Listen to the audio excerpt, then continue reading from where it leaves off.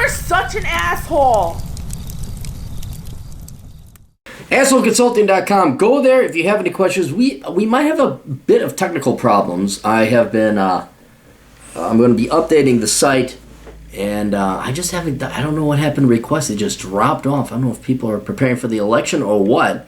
But if you don't hear back from me, you sent me a request. Use my Cappy email, which was also found on the Asshole Consulting site, but also you can find it on the blog, capitalism@yahoo.blogspot.com. No, the email is capitalism, C-A-P-T, capitalism, the abbreviation for captain, capitalism@yahoo.com. So capitalism@yahoo.com. If I have not responded from Asshole Consulting, I always respond. If I don't, that means I had not gotten it. So there's that. Regardless, if you have a question, need some kind of consultation, advice, guidance, leadership, wisdom, or a swift kick in the ass, go to AssholeConsulting.com, and I'll help you out here. A young man writes, "Hi, Aaron. Thank you for making all the videos and podcasts. Listening to them always makes me feel better because you're able to put into words what I can't. What I have is just frustration. Please do not identify me in a video. If a video is appropriate for this topic, you can call me Jamie if a name is necessary. I teach a undergrad course that is open to the whole university. The topic is on the foundations of programming and data structure, and the purpose of the course is to direct students to higher level majors where they can learn topics of interest and depth. Students paid for this course, so one would think they would pay attention and actually learn. Oh, no. They don't pay for it, you understand. It's the parents paying for it or the government paying for it, and they will never pay us taxpayers back. These kids don't, and even if they are paying for it, they're unaware they're paying. If they pay cash like I did, they're acutely aware they're paying for it. But that is, back in the 90s, I was less than 5% of the kids. The vast majority, especially today, I don't, name me one kid that's paying his own cash, actually financing it, and even then they got to take out loans. Show me that kid. I'll get him a scholarship, or her a scholarship. Anyway. While most of the students did, there are always a handful of them every semester who, in their own words, are distracted in class. They can't do math, have no logical thinking, and do not go through all the materials that this course is offering them. Stories of my experiences in the industry, tons of videos, and practice questions do not seem to engage these students. Interestingly, these students maintain 3.5 GPA or higher accumulated GPA. So they are definitely not stupid. However, I'm not sure what courses produce this high GPA. Well, it's probably their intro classes. And honestly, a 3.5 ain't that impressive anymore, especially in introductory undergraduate courses. When I actually tried, like back in the olden days, I thought I was stupid. I really did, because I had about a 2.0. I get C's and D's. I get A's. If it wasn't for math, I would have been like a 1.5 student. But English, fuck it. History, fuck it. Civics, fuck it. If it wasn't math or science, and it's not even because I like math or science, it's because it made sense, and no matter how piss poor the teacher was, there was a correct answer. You could piss in your teacher's face, jump right up on that table, piss right in his face, and he'd still have to give you an A. Anyway, it wasn't until I actually tried did I realize how easy it is to get a 4.0. It really is that easy. And it may take labor, it may take effort, and I guess that would be the opposite of easy, but it's not impossible. Like, I thought kids that got a 4.0 were fucking, like, they were geniuses. There was something unique about them, that they had an extra brain hidden away under their armpit or something. No, they just tried. They paid attention in class and tried. And they weren't necessarily highly intelligent people, although there is a correlation.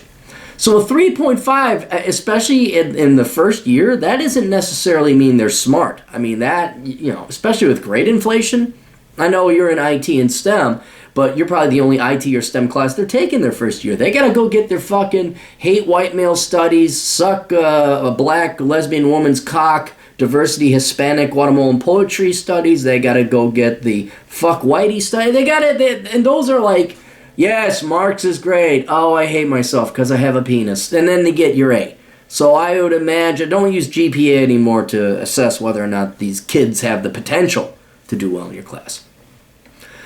My question is, what else can I do to potentially motivate these students to learn? And if there is no answer to this question, how do I mentally deal with the frustration of not being able to motivate them? In all seriousness, this frustration is driving me back to the industry. I will quit after the semester and go back to working with competent people only. You can do that. You can do that on the side, dude. But don't give up the teaching gig. I'll explain why here in a second. If appropriate, please make a video on this subject so that it can be of help to my colleagues who unfortunately suffer from similar situation. Thank you. We won't mention your name. All right. If you are, I would say, an honest teacher, a legitimate one, of which there are very few, and you could be in the liberal arts, it doesn't matter where, but I'm going to assume that since you're in STEM and your colleagues are in STEM, you guys are probably a little bit more honorable and noble and well-intended than your humanities and liberal arts majoring counterparts. Because you guys got a choice. You could either go work in the public or private sector and make a butt ton of money, or you go teach. And a lot of you, the fact that you're teaching, I mean, that also shows charity on your part, because I'm sure you could be making more. And as you said, you could be dealing with competent people. I mean, I don't know how you guys deal with the fucking Mizzous and the fucking drama and the social justice warriors, not to mention your class is entirely fucking millennials. That would drive me fucking nuts. I taught college many years ago. Regardless, you gotta realize that because you're moral, you're honest, and you're harder workers, and you're probably smarter, you make the erroneous assumption that all your students are there for equally noble and moral purposes, that they want to achieve excellence, that they want to do their best. You also erroneously operate from the function that most of the kids are going to college because that's what they want to achieve. The majority of the kids either don't want to be there because they just want to go and work, but they got to go through this stupid hoop because of progressive credentialism, or want to be there because that's what they thought was the promised land. That's the college is the birthright. It's party world now. Now they finally made it to college. College is really the number one goal of most young people today. It's nothing thereafter. Right? None of them are there for your class. None of them are there necessarily, first and foremost, for education. Although there certainly is your STEM or your computer engineering or computer science type students. They may be more serious, but the vast majority of your students, the vast majority of people in academia, the vast majority and purpose of academia is to basically extend children's adolescence well into, mathematically adulthood. Okay? That's what it is. It's party, it's a birthright, it isn't for education. And so what I would be saying is, why would you be torturing yourself trying to hold kids up to your standards when they're not even, when even the fucking deans of these schools and the chancellors, the vice diversity, hell, the vast majority of people in academia themselves aren't there to help educate the kids. They're there to get as much money out of these kids as possible. So, and I went through the same thing. I went through the same thing when I taught economics. I taught economics at two different colleges, both of which were fly-by-night for-profit schools. But I was 27 at the time, and I'm like, I'm going to teach economics. Boy, I have a passion on it. And all I ended up doing, I didn't get fired, but they didn't call me back to teach the next semester. Why? Because I held the kids to standards. I've told this story before. Maybe you didn't hear it. It was so bad. The students were so bad. And I'm a great teacher. And none of this you're just a bad teacher. No. These are shitty students. No other colleges would take them except the one charging them $37,000 a year. In hindsight, it's great those kids just got ass raped. It's great because their financial futures have been ruined. But I tried to hold them to a standard. Out of the 92 students I had one time, 89 just copied and pasted the CIA World Fact Book. They plagiarized, and then the dean, this fucking pussy. Oh, I can't wait till I get a terminally ill disease. I'm going to go have a chat with him. He made me apologize because I made the class too hard. I'm like, they plagiarized. I think it was like a 4-page paper, the final paper. And it was, and then that opened my eyes. Like, holy shit. I'm not here to educate these kids. These kids aren't paying me to teach them about economics or statistics. What they are paying me for is to give them this fake mark, this fake A or B, so that they have, quote, the enough prerequisites for their liberal arts undergraduate or liberal arts prerequisites that they could go get their degree according to the state that was certifying this particular college. It was a big fucking hurdle. It was a big fucking hoop to jump through. That's all it was. Then when I taught the next place, I learned, you know what, fuck it. Not only did I learn that what the true point and purpose of education was, the class I was teaching, I learned that most of these kids are fucking scumbags. They're dipshits. They're morons.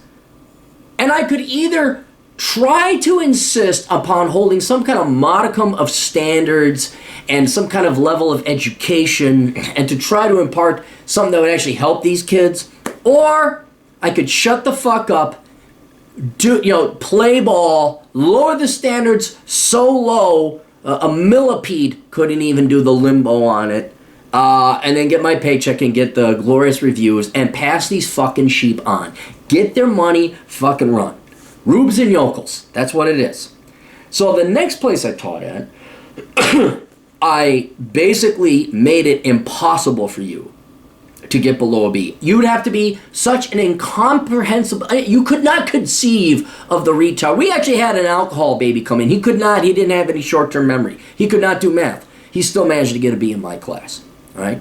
And everything was wonderful. Everyone loved me. And what I also did, in somewhat of an intellectually honest manner, I did make it available. Like, if you want to learn about economics, you could. You would walk away with a ton of economics. But what I realized is they were not my responsibility. Your students, and you sounds like you got a lot of good students. You have like this handful of problems. So they're not even problem students. They're just not getting the A's you want. So what? Fuck them. Fuck them. They're not you. You're not their parent. You're not their older brother. And your point and purpose is not to even fucking educate them. Your mission is to show up on time as a warm body, make it possible for these kids to learn, and make it as easy as possible, be a good teacher. I'm not saying mail it in. I mean, I did some great fucking amazing shit with the class. In my particular, it sounds like you're at a reputable school. I was not. But you're not there to give them A's. You're not there to ensure their life. That's them. They're fucking adults. They have pubes. Right? This is not a 7-year-old child in the 2nd grade who's fallen asleep. Right? So here's the choice you and other teachers get to make. And it don't matter where you are. A fly-by-night for-profit scam schools like I was teaching at, fucking MIT, or the fucking K through 12 system. Alright? You are there. You are there to make money for yourself. Okay? And you do that not by educating the children, but by obeying the rules, written and not written, by the school and in the classroom. Okay? Now, it sounds like you're at a legitimate institution, legitimate as they can be. So I would certainly hold standards. If someone gets a D, they give them a D. Don't do no grade inflation. Certainly do that. But give it up worrying about these kids. You're about to give up. Do you enjoy teaching? Make it enjoyable. I would not have walked away from I love teaching economics. I enjoyed that more than teaching ballroom dance because it's so much more intellectually stimulating and fun for me. And if I had like a handful of students, so what? Fuck them. You're not going to remember their names. Then they're not your responsibility, as I said before. So don't ruin something that you enjoy. Or don't let this handful of guys ruin something that you enjoy doing. Forgive yourself. Let go. Be an asshole like me. Heck, you're not even being an asshole. You're just being an adult. Well, not my responsibility. You want to pay. You want to pay for it, and you don't want to do the work. Fine. Here's your C minus. See ya. Bye. And then they're on the way. Here's the other thing. In 10 years, you're not going to remember these kids' names. You're not. You're just not. And they're not going to remember you. So what I would do is start being a bit more Machiavellian. Don't be immoral. Don't shortchange them on the education.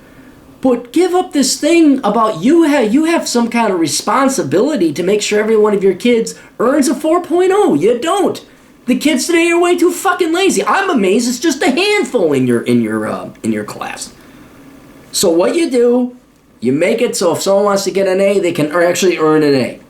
If someone wants to earn a B, they get a B. C, D, F. But these guys, if they're not there, don't let it bother you. You're the one with the problem. That's basically what it boils down to, is you're the one with the problem. Don't let these kids get to you. Make it so they have every opportunity to succeed, and if they don't succeed, they fail. That's it. And it's not your... Don't lose sleep, and certainly don't give up. Dude, you think you're going to find an easier job than teaching? Teaching was the easiest, most bullshittiest job I ever had. It was a joke as to how easy. I mean, there was serious stuff. I put a lot of effort into it because I wanted people to learn economics. But when it comes to... Dude, it beat every other job I ever had. fucking shoveling shit when I was in the 7th grade. What else? Fucking chiseling away frozen shit because in winter we had to chisel away so you could melt the manure to, oh god, that was horrible. Patrolling fucking campus, working at a fucking bank. You get to sit there and be intellectual and try to teach young minds. Do not give that up because a handful of them who aren't even joked. I'm sorry, did you get hit? Did you get punched? Did you have your car window kicked in? Because I did. That's how shitty the school was. If you just have a couple people falling asleep in class, my God, you don't even know. Go teach at like an inner city school. Go teach at some like city community college where they, we're going to help the inner city kids. We're going to teach them how to be, what was it? The principal that just got the shit kicked out of him over at that Manhattan high school because he told one of the kids to turn off his music. Yeah, go teach in one of those schools. And these kids who just aren't achieving their potential but are reasonably well behaved in class, you're going to think they're precious. So absolutely do not give up your sweet teaching gig. It's cake. It's extra money. It's fun. If you want more high-level stuff, if it's not intellectually challenging for you, okay, then go work in the private sector. Go work your gig. But man, don't let 5, 6, even 8 or 10 students bother you if they're not earning their potential or living up to their potential. There's no way I would sacrifice a sweet gig like teaching just because a bunch of millennials don't give their full effort. I mean, holy shit, if that's your level of expectations of society, you are in for a suicidal life down the road. I mean, that... I love to think where you've worked and what kind of path you had in life. Excuse me, still sick. Where this upsets you. Where this is something that you would walk away from a job from. This is like, she's got great cans, and she's got long legs, she's got long hair, and she has an IQ of 145, and she majored in electrical engineering. But she painted her nails the wrong color, and I just gotta give that up, man. I know she's a libertarian Republican type, but I just don't like those red nails. I mean, if you ask her to paint the nails a different, this is so petty. So be thankful for what you got, and don't worry about it. Your students are not, their success is not your responsibility, it's theirs. Anyway, best of luck. Toodles.